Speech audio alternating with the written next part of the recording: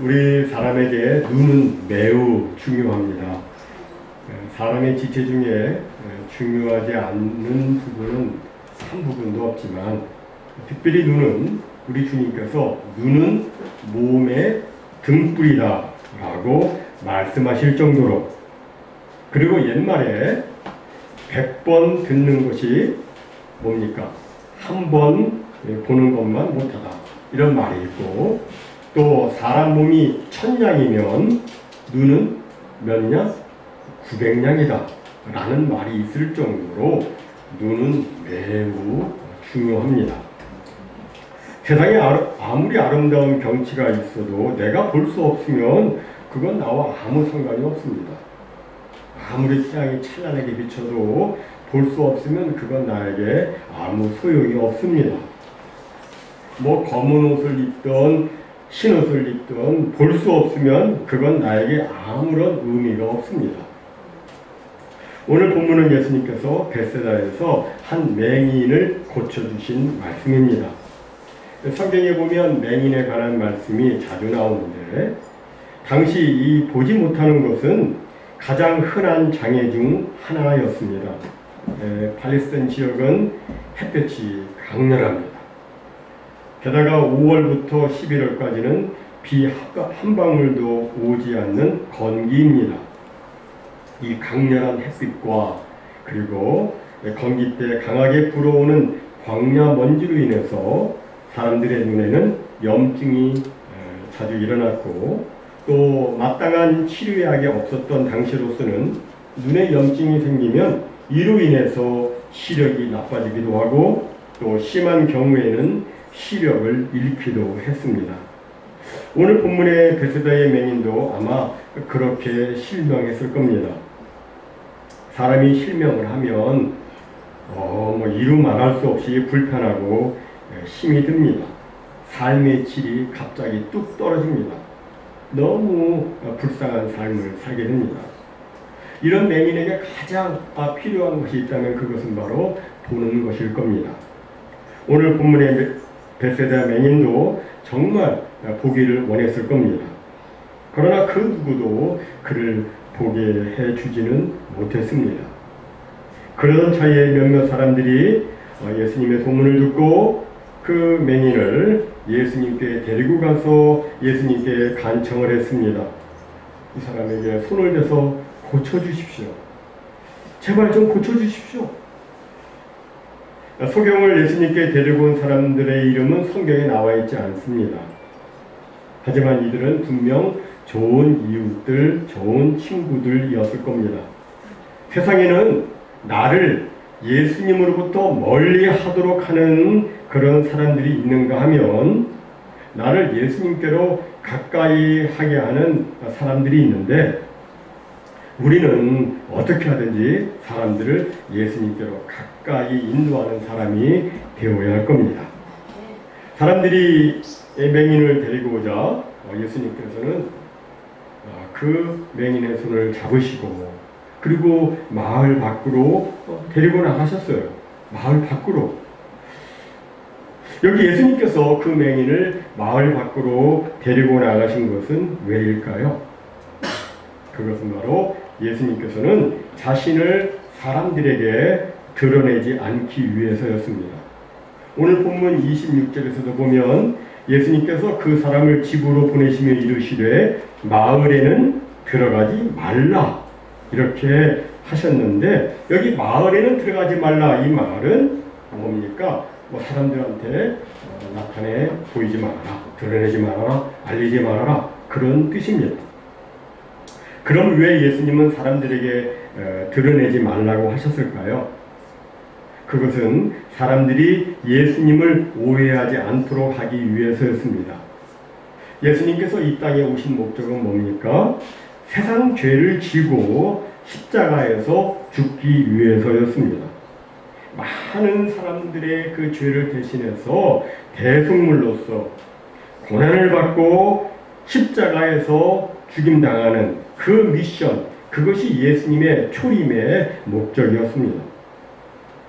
그런데 사람들이 예수님이 행하시는 그 기적들을 보고서 예수님을 고난받는 메시아, 세상 죄를 지고 죽임당하는 하나님의 어린 양으로 생각하지 않고 기적을 행하는 메시아로, 그래서 당시 유대인들이 그토록 원했던 로마로부터의 해방을 가져다 줄 사람으로 오해를 할 수 있기 때문에 예수님께서는 자신의 하는 일을 드러내려 하지 않으셨던 거예요. 이제 그 시각장애인을 마을 밖으로 데리고 나가신 예수님은 이제 그를 고쳐주시는데, 그런데 특이하게도 예수님께서는 그 사람을 뭐 즉각적으로 단번에 고쳐주시지 않고 점진적으로 고쳐주셨습니다. 그럼 왜 예수님은 그 사람을 점진적으로 고쳐주셨을까요? 그것은 바로 이 맹인에게는 아직까지 예수가 누구신지를 모르고 있었기 때문이었습니다. 마가복음 10장에, 좀 다음에 나오는 마가복음 10장에 나오는 소경 바디메오의 경우에는 예수님이 누구인지 알고 왔어요. 예수님이 누구인지 알고 있습니다. 그래서 예수님이 지나가실 때 뭐라고 예수님을 불렀습니까? 다윗의 자손 예수여, 나를 긍휼히 여기소서, 이렇게 불렀어요. 다윗의 자손 예수라고 분명하게 말했습니다. 하지만 이 맹인의 경우에는 뭐 그런 말이 전혀 없어요. 예수님이 누구신지 알지 못했습니다. 그는 소경 바디메오와 달리 예수님에 대한 소문조차 듣지 못했던 것 같아요. 이런 그에게는 당연히 예수님에 대한 진지함이 결여되어 있었고 예수님에 대해서 갈망하는 마음도 없었을 겁니다. 이런 그에게는 무엇보다도 먼저 믿음이 필요했어요. 그래서 예수님께서는 그를 단번에 고치시지 않으시고 그의 믿음의 성장에 따라서 그에게 맞는 방법을 선택하신 겁니다. 그 첫 단계는 뭐냐면 예수님이 침을 뱉어, 이 침을 뱉는다는 말은 나쁜 의미 아니라고 그랬어요. 예, 침을 묻혀서 그 맹인의 눈에 바르고, 맹인의 침을 묻혀서 그 맹인의 눈에 바르고, 이렇게 부들부들해지겠죠, 거기. 그리고 이제 안수하신 거였어요. 이것은 앞서 예수님께서 대가볼리에서 귀 먹고 말 못하는 사람을 고쳐주실 때와 비슷하죠. 그때도 예수님께서는 군중을 피하셨고 또 침을 발라서 고쳐주셨습니다. 물론 예수님은 침을 바르지 않고도 얼마든지 고치실 수 있으셨지만 침을 사용하심으로써 그 맹인이 지금 자신의 눈이 치료받고 있다는 것을 느끼도록, 깨닫도록 해 주셨어요. 이처럼 예수님께서는 사람들 편에 서서 사람들 수준에 맞게 일을 하셨습니다. 사람들 수준에 맞게 일하는 것, 이것은 매우 중요합니다. 자녀를 키우는 부모들은 어린 자녀들을 키울 때 그 아이 수준에 맞춰서 대합니다. 지혜로운 어머님들은 위에서 막 뭐라고 하지 않고 아이하고 눈높이를 맞춰서 이 얘기를 합니다. 어린 자녀에게 또 기도를 가르치는데 지혜로운 부모님은 어떻게 하겠어요? 찬송과 존귀와 영광을 세세 무궁토록 받으시기에 합당하신 거룩하신 아버지 하나님 하면서 이렇게 기도를 가르치겠어요? 그렇지 않고 어떻게 하겠어요? 아이한테 기도선 이렇게 하고, 예? 손 예쁘게 보고 목소리도 어린이처럼 소리를 내면서 하나님 참으로 감사합니다 이렇게 기도를 하겠죠. 물론 자신은 실제로 그렇게 기도하지 않습니다. 자신은 그렇게 기도하지 않지만 아이 앞에서는 아이를 위해서 두 손을 모으고 아이의 목소리를 내며 기도합니다. 또 아이들이 어릴 때 아빠는 아이들과 팔씨름도 하고 몸싸움도 하고 그럽니다. 아빠는 아이한테 힘을 다 쓰는 것처럼 막 하다가 결국에는 딱 져요. 그럼 아이는 자기가 정말 이긴 줄 알고 그냥 좋아해요. 그러다가 아빠가 어쩌다 한 번 이기면 아이는 그냥 울고 난리가 납니다. 아이 울리면 뭐가 좋아요? 좋은 거 없어요. 아빠는 이길 수 있지만 일부러 져주는 거죠. 이는 아이 눈높이에 맞추기 위함이고 아이하고 이제 어울리기 위함이에요. 맨날 아빠가 맨날 이겨봐요. 아이가 재미있겠어요? 예수님도 마찬가지시죠. 예수님은 환자의 수준에 눈높이를 맞추셨어요. 함께 어울리고 그 환자로 하여금 쉽게 깨달아 알 수 있도록 자신을 놔주신 거예요. 이것은 교회에서도 마찬가지죠. 교회에서는 조금이라도 말씀을 더하는 사람, 조금이라도 신앙생활을 더한 사람이 다른 지체들과 조화를 이루고 어울리기 위해서 자신을 좀 내리고 눈높이를 낮춰야 합니다. 이렇게 할 때 교회의 덕이 세워지죠.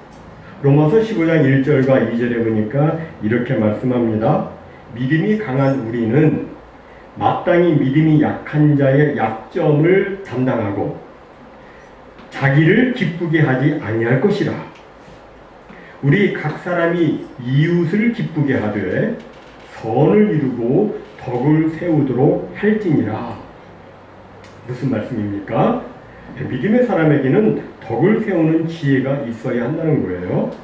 많은 사람들 앞에서 막 자기를 막 높이고 자기를 막 내세우고 자기 지식 자랑하고 막 이렇게 하면 그의 마음은 좀 우쭐대는 마음이 생기면서 마음이 혹시라도 우쓱하는 그런 기쁜 마음이 생길지 모르겠지만 성경은 그렇게 하지 말라고 그랬잖아요. 자기를 기쁘게 하지 말라.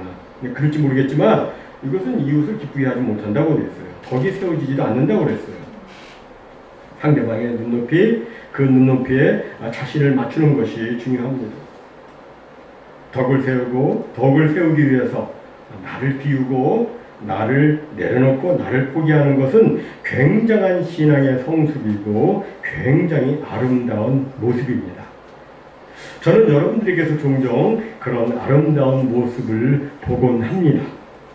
여러분들이 대화를 이렇게 하실 때 보면 말이죠. 자신을 높이질 않고 얼마나 자기 자신을 내려놓고 얼마나 겸손과 사랑으로 상대방을 대하는지, 이는 정말 예수님을 닮은 아름다운 모습이고 예수님께서 기뻐하시는 모습임에 분명합니다. 예수님께서는 이처럼 그 맹인이 직접 느낄 수 있도록 그의 눈에 침을 바르시고 그리고 이제 그에게 안수하셨습니다. 그리고 물으셨습니다. 무엇이 보이느냐? 그 사람이 쳐다보고 말합니다. 주위를 불러보며 말합니다. 사람들이 보이는데 나무 같은 것들이 걸어가는 것이 보입니다. 맹인의 이 대답에서 우리는 그의 시력이 아직 완전하게 회복되지 않았음을 알 수 있습니다. 하지만 그래도 그는 그것을 통해서 치료에 대한 소원이 더 커졌을 것이고, 그죠? 또 다시 볼 수 있다는 기대감과 더불어서 예수님에 대한 그 믿음 또한 생겼을 겁니다. 이제 그는 예수님을 더 마음으로 막 의지하게 되었고 예수님께서 자기를 고쳐주실 것을 기대하게 되었습니다. 예수님께서 다시 안수하시자 이제 그는 모든 것을 밝히 보게 되었습니다. 이렇게 그는 점진적으로 치료가 되었는데 이것은 우리의 영적 성화와 매우 비슷합니다. 우리 사람이 예수님을 믿게 되면 그에게는 예수 그리스도의 그 아름다운 성품을 닮아가는 거룩한 성화의 모습이 나타나게 됩니다. 근데 이 성화는 말이죠, 단번에 막 즉각적으로 다 이루어지는 것이 아니라 점진적으로 이루어집니다. 성도는 하루아침에 성자가 되는 것이 아니라 점진적으로 성자가 됩니다. 따라서 여기에는 뭐가 필요하겠어요? 우리의 인내가 필요합니다. 하지만 사람들은 종종 인내하지 못하고 중도에 포기할 때가 있습니다. 이렇게 중도에 포기하면 좋은 결과를 얻을 수가 없습니다. 그 소경이 만약에 예수님이 뭐가 보이느냐 했을 때 확실하지 않은데 나무 같은 것이 걸어가는 게 보입니다. 그런데요, 전 이만하면 됐습니다. 전 이대로 살겠으니까 이제 그만하셔도 됐습니다. 좋아요. 이제 그만하세요. 이렇게 말하고 그가 막 돌아갔다면 그는 완전히 치유되지 못했을 겁니다. 그러나 그는 그렇게 하지 않고 계속 주님 앞에 있었어요. 마찬가지입니다. 우리도 포기하지 않고 계속 기대감을 가지고 주님 앞에 있으면 주님께서 완전히 치유해 주시고 주님께서 우리의 문제를 말끔히 해결해 주시는 것을 경험하게 되는 것입니다. 여기서 우리는 왜 예수님은 단번에 치유해 주신 것이 아니라 두 번에 걸쳐서 치유해 주셨는지 또 다른 이유를 알 수가 있는 거예요. 처음 이유는 그 맹인의 믿음, 그 믿음을 위해서인 거고, 또 다른 이유는 바로 우리를 위해서였습니다. 즉 한 번에 안 됐다고 실망하지 말고 계속해서 믿음으로 주님께 붙어 있으라는 것을 이 마가복음의 저자 마가는 우리들에게 가르쳐주고 있는 거예요. 사실 이 두 번에 걸친 맹인 치료 이 말씀은 말이죠, 다른 복음서에는 나와 있지 않아요. 유독 이 마가복음에만 나와 있습니다. 이런 사실을 볼 때 마가는 그 당시 고난 가운데 있었던 이 마가복음의 수신자라고 말할 수 있는 로마 교회 그 성도들에게 낙심하지 말고 중도에 포기하지 말고 계속해서 주님께 붙어 있으면 때가 이르면 반드시 아름다운 결실을 거두게 된다. 이것을 말해주고 싶어 했던 거예요. 여러분, 우리 인생은 문제의 연속입니다. 문제가 끝나면 다른 문제가 기다리고 있어요. 뭐 크리스천이라고 해가지고 인생의 문제에서 제외되는 것은 아닙니다. 우리는 정말 너무나도 존귀하고 거룩한 하나님의 영광스러운 자녀들이지만 우리 역시 이 세상에서 살아가는 동안에는 남들이 겪는 인생의 문제들을 다 겪습니다. 예수 믿는다고 문제가 없는 게 아니라 오히려 믿음 때문에 문제가 더 많을 수 있습니다. 그러나 문제를 만날 때 중요한 것은 그 문제 가운데서도 나를 인도해 주시고 문제를 해결해 주시는 하나님을 계속해서 믿음으로 붙들고 나갈 때 주님께서 역사하시고 도와주시는 것을 체험하게 된다는 거예요. 이게 중요한 거예요. 문제가 많아요. 하지만 그 문제 속에서도 주님, 계속해서 주님 붙들고 주님 앞에 서 있으면 주님이 놀랍게 그 문제를 해결해 주시는 것을 경험하게 돼요. 사실 우리 믿는 사람들의 기도는 역사하는 힘이 굉장히 많아서 우리가 예수님 믿는 사람들이 예수님의 이름으로 기도하면 그 역사하는 힘이 굉장히 많죠. 굉장히 많아서 우리가 서로를 위해서 막 기도하면 하나님께서 놀랍게 응답해 주실 때가 많이 있어요. 그런데 항상 또 그런 것만은 아니에요. 우리가 모르는 하나님의 어떤 선한 뜻이 있을 때가 있어요. 그래서 병이 낫기를 기도했는데 낫지 않을 때가 있고요. 경제적인 문제 때문에 기도했는데 해결될 기미가 전혀 보이지 않을 때도 있습니다. 이럴 때 많은 사람들이 믿어도 소용이 없구나 생각하고 믿음을 포기합니다. 그러나 포기하지 않고 낙심하지 않고 기대감을 가지고 희망을 가지고 계속해서 주님 앞에 있다 보면 주님의 역사를 체험하게 되는 거예요. 이것이 신앙의 비밀이고 이것이 신앙의 성숙이고 또한 신앙의 능력인 것입니다. 그리고 또 한편으로 오늘 말씀은 우리들에게 처음부터 완벽한 기독교 신앙을 가진 사람은 없다는 것을 또 말해주고 있어요. 저도 그렇지만 사람들은 모두 처음에는 이 기독교에 대해서 아주 희미한 지식을 갖고 있습니다. 처음부터 뭐 기독교를 명확하게 이렇게 아는 분들은 없어요. 희미하게 지식을 갖고 있다가 그 다음에는 좀 더 확실한 지식을 가지게 됩니다. 처음에는 기독교에 대해서 정확한 지식을 갖지 못했지만 그러나 시간이 지남에 따라서 점점 확실한 자리에 들어서게 되는 겁니다. 여러분도 뭐 경험하셨을 거예요. 어떤 때는 처음에는 말이죠, 이 성경 말씀이 잘 이해가 안 가요. 도대체 이게 무슨 말씀인지 이해가 안 가요. 처음에는 잘 이해가 안 되는데 그런데 어느 날 갑자기 어느 순간에 딱 그 말씀이 이해가 될 때가 있죠. 그게 그런 뜻이었네? 이해가 될 때가 있잖아요. 예수님을 믿을 때 우리 안에 들어와서 역사하시는 성령님으로 말미암아 이전에 알지 못했던 말씀이 깨달아지고, 아, 성경이 이런 것이구나. 점점 눈이 열리고 마음이 좀 더 끌리고, 그러다가 나는 이제는 하나님의 사람으로 살아야 되겠다, 이런 마음의 결단을 하게 되고, 이런 과정을 거치면서 정말 주님께서 기뻐하시는 아름다운 하나님의 사람으로 점점 성화되는, 거룩하게 되어가는 그런 하나님의 사람으로 변화가 되는 겁니다. 요한복음 13장 7절에 보면 주님께서 제자들한테 너희가 지금은 몰라도 나중에는 알 것이다 라고 말씀하셨어요. 정말 우리가 이해할 수 없는 일들이 많이 있지만, 그러나 우리가 신앙생활을 계속해서 인내로 하다 보면 분명하게 확실하게 알 수 있게 되는 날이 오게 되는 겁니다. 그러니까 어떻게 해야 됩니까? 계속해서 기대감을 가지고 희망을 가지고 인내를 가지고 주님 앞에 있어야 되는 거예요. 우리는 본래 영적으로 시각장애인과 같은 사람이었습니다. 사람 가운데에는 영적으로 아예 못 보는 사람이 있고, 어떤 사람은 보기는 보는데 희미하게 보는 사람도 있습니다. 어떤 상태에 있든지 중요한 것은 예수님 앞에 있어야 한다는 거예요. 그러면 때가 이르면 밝히 보게 되고 선명하게 보게 되고, 그리고 확실하게 보게 됩니다.